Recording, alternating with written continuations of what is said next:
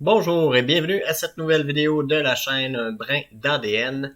Dans cette vidéo-ci, j'aimerais parler un peu d'histoire parce que les vidéos sur cette chaîne sont souvent plus techniques. On parle de logiciels, de tutoriels, de trucs pour cartographier ces matchs, d'expliquer les recombinaisons, mais la généalogie génétique, et particulièrement la généalogie traditionnelle, c'est pas seulement des dates et des noms et des prénoms, c'est aussi l'histoire de ses ancêtres.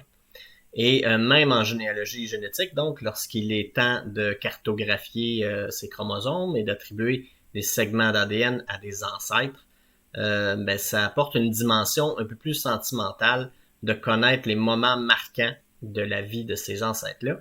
Et pour cette vidéo-ci, je vais vous montrer en exemple 3 de mes ancêtres qui ont vécu des événements assez marquants. Et je vous laisserai voir quel genre de dimension ça peut apporter et peut-être vous donner la piqûre à vous aussi pour trouver des faits marquants de leur existence. Donc, on se ramène à l'époque de la Nouvelle-France et on est en 1687 et l'ancêtre de qui je voudrais vous parler, c'est Jean Sicard de Carufel qui a 23 ans à cette époque. Il participe à une expédition pour aller attaquer des tribus iroquoises au sud du lac Ontario. Selon les sources, les chiffres ne seront pas les mêmes, mais c'est environ 830 hommes qui faisaient partie de la marine.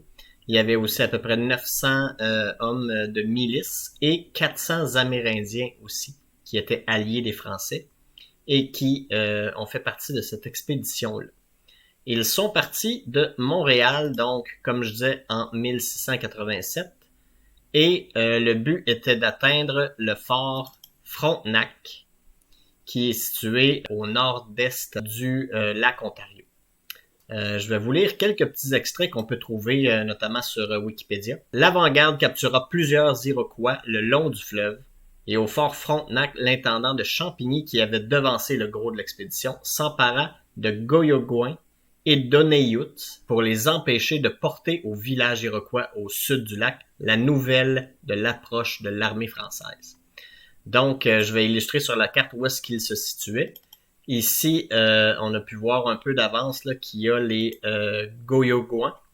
Et ici, on peut voir aussi qu'il y avait les Oneyut, qui pouvaient aussi s'appeler les Oneida.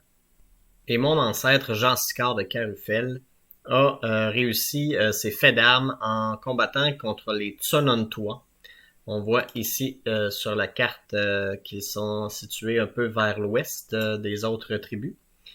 Et ensuite, l'expédition fit demi-tour au nouveau fort Niagara, qui s'appelait même sur la carte le fort Denonville, donc qui est situé ici. Et pour continuer la lecture, en fait, il revint sans encombre à Montréal le 13 août 1687 et expédia en France 36 des 58 prisonniers iroquois, mais laissa clairement entendre qu'il aurait mieux aimé n'en rien faire, pria qu'on les traite avec humanité et qu'on les renvoie au Canada. Seulement 13 revinrent, les autres ayant succombé à la maladie soit en France ou lors de la traversée. Donc il y a eu déportation d'Iroquois, d'Amérindiens, en partie à cause de cet ancêtre-là, qui, avec son expédition, avait ramené des otages, dont une partie a même été déportée en France. Et donc, pour le situer un peu sur ma génétique, donc sur la cartographie de mes segments, Jean Sicard de Carufel est un ancêtre pour moi du côté maternel, c'est un ancêtre de 9e génération. Ensuite, on peut poursuivre avec une histoire un peu similaire, mais de l'autre côté de la médaille. Donc, si j'avais un ancêtre qui a participé à des expéditions pour prendre des Iroquois en otage et pour en exterminer certains autres, eh bien, l'autre côté de la médaille se passe en 1704 avec Thankful Stebbins, qui était alors âgé de 13 ans. Alors, où est-ce que ça se situe géographiquement, cette histoire-là? C'est plutôt ici, un petit peu plus à l'est, le petit village de Deerfield, qui est un village de puritains. Et c'est monsieur Jean-Baptiste Hertel de Rouville qui était un seigneur, donc qui avait la seigneurie de Rouville. Et puis, il était à la tête d'une cinquantaine de Français. Et il y a aussi eu 240 Amérindiens, donc alliés des Français, qui ont participé à ce raid-là, à cette expédition-là.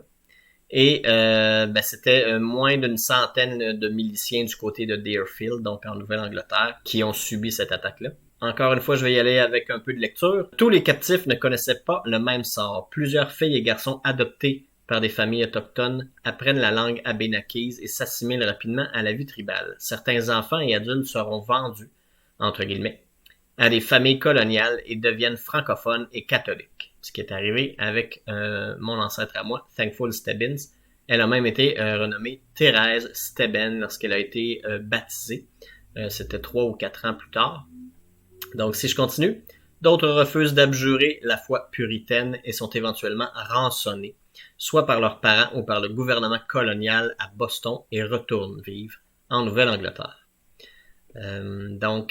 Après le raid, ils sont acheminés à Chambly, donc un peu au sud-est de Montréal. Et ils ont fait évidemment là, ce parcours-là à la marche. Et c'était même l'hiver.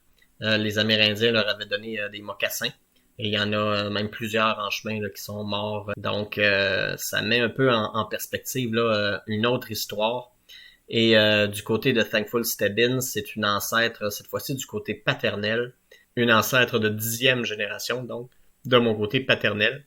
Et c'est quand même particulier là, de voir là, que chez deux ancêtres différents, à presque 50 ans d'écart, de voir que d'un côté, il y en a un qui a participé à des expéditions contre des Iroquois, et d'un autre, il y a une victime de ces raids-là là, qui était une membre de la communauté puritaine de Deerfield, qui a subi un raid cette fois-ci des Canadiens français. Un troisième exemple que je pourrais vous citer, c'est le cas de Jeanne Hébert, qui avait 64 ans à l'époque.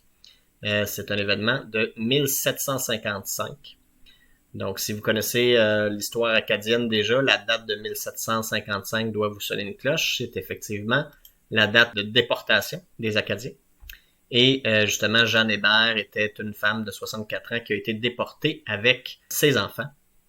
Donc, sur la carte, ça s'est passé dans la baie de Fundy, donc en Nouvelle-Écosse. Et c'était, sur la carte, on voit ici qu'ils appellent ça Minas. En fait, c'était la région des mines. Il y avait quelques petits villages près de cette région-là. Entre autres, il y avait Grand-Pré. Et à Grand-Pré, c'est là que vivait cette troisième ancêtre-là qui s'appelait Jeanne Hébert, 64 ans au moment de l'événement de 1755. Elle est donc déportée sur des bateaux anglais vers des colonies justement de Nouvelle-Angleterre. Elle était veuve à cette époque-là, donc c'était elle et les enfants, avec plusieurs autres dizaines de déportés acadiens. Elle est déportée sur un bateau dans le port de Boston. Les déportés doivent rester sur le bateau. Et je vais vous faire une petite lecture de cet événement-là aussi. Donc, en 1755, à l'aube de la guerre de 7 ans, le gouverneur intérimaire et le conseil exécutif de la Nouvelle-Écosse décident de forcer les Acadiens à prêter le serment d'allégeance inconditionnel. Et en cas de refus, de les déporter. Les représentants acadiens refusèrent de prêter allégeance. Je crois qu'il y en a certains autres qui ont été déportés en France, notamment. C'était peut-être pas de la même ville, là, des mêmes villages, là, mais lors des événements là, du Grand Dérangement, là, donc des déportations acadiennes, là, ça n'a pas seulement été Boston, ni même seulement des colonies de Nouvelle-Angleterre, mais aussi loin parfois que la France, d'autres régions comme ça. Donc, le lieutenant-colonel John Winslow de la Nouvelle-Angleterre est chargé d'organiser la déportation des Acadiens de la région des Mines. En tout, quelques 2200 hommes, femmes et enfants sont déportés de Grand-Pré et de la région environnante. Ce nombre représente à peu près un tiers des quelques 6000 Acadiens et Acadiennes qui ont été déportés de la Nouvelle-Écosse en 1755. Mais pour le cas qui nous intéresse ici de Jeanne Hébert, elle a été déportée à Boston. Et son histoire, en fait, c'est que il y a Thomas Hutchison, qui devint plus tard le gouverneur du Massachusetts, en fait, qui a lui-même monté sur le bateau, vu le cas de cette dame-là, Jeanne Hébert, de 64 ans, qui était très, très, très mal en point, qui a décidé de la faire descendre et de l'accueillir dans ses appartements, il avait des formes d'habitation qui pouvaient s'apparenter à des appartements. Et il a donc offert le gîte à cette dame-là, qui est malheureusement morte à Boston quelques jours plus tard après son débarquement dû aux conditions atroces de la déportation. Et pour le cas de Jeanne Hébert, ben c'est aussi une ancêtre du côté paternel de 9e génération quant à elle. Donc, suite à ça, après vous avoir expliqué très brièvement là, les faits marquants de la vie de ces 3 ancêtres-là, bien, si on retourne un peu à la généalogie génétique sur mon chromosome 11, ben, il y a littéralement, pratiquement face à face, tous ces ancêtres-là dont je viens de vous parler. Donc, du côté paternel, donc en haut, il y a des segments que j'ai réussi à isoler et qui viennent de ce côté-là de mes ancêtres. Pour l'instant, ça remonte peut-être pas aussi haut, ni de Jeanne Hébert, ni de Thankful Stebbins. Mais les segments que j'ai hérités de cette personne-là, qui était un Lacroix, ben lui, dans son ADN, avait probablement des segments à la fois de Thankful Stebbins et de Jeanne Hébert. Il me restera à voir si moi, il m'en reste là-dedans, mais tout de même, si j'en ai, ça serait à cet endroit-là, sur mon chromosome 11.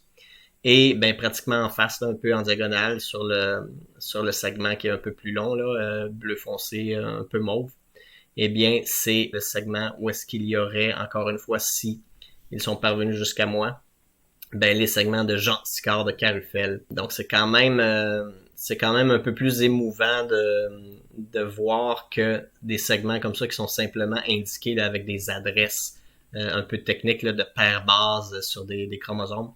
Ben quand on connaît aussi leur adresse, les positions cartographiques de leur vécu sur les vraies cartes du monde, ben ça prend une autre dimension, une autre tournure là, qui nous fait être un peu fiers de ces segments-là ou qui nous fait rendre compte en fait que notre vie des fois est peut-être plus facile que ces ancêtres-là ont eu.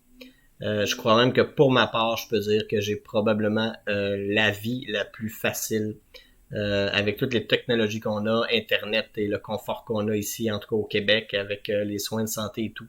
Quand j'ai des exemples comme ça de ces 3 ancêtres-là, ben je me dis que mon ADN est fait de gens qui ont beaucoup plus souffert que moi et que je suis probablement le plus chanceux avec la courte pointe génétique que j'ai de toutes ces personnes-là pour arriver jusqu'à moi à notre époque. Combien de souffrances ces gens-là ont dû vivre en fait pour que moi, par le hasard de la génétique, ben je sois héritier de leur segment d'ADN et des tragédies qu'ils ont eues.